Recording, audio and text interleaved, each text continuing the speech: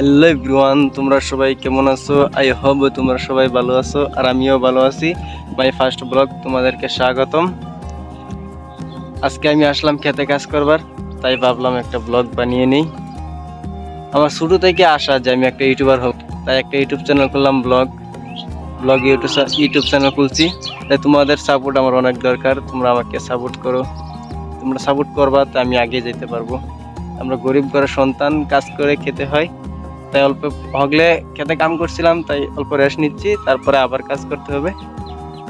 আজকের মতো এখানেই শেষ, আবার দেখা হবে নেক্সট ব্লগ।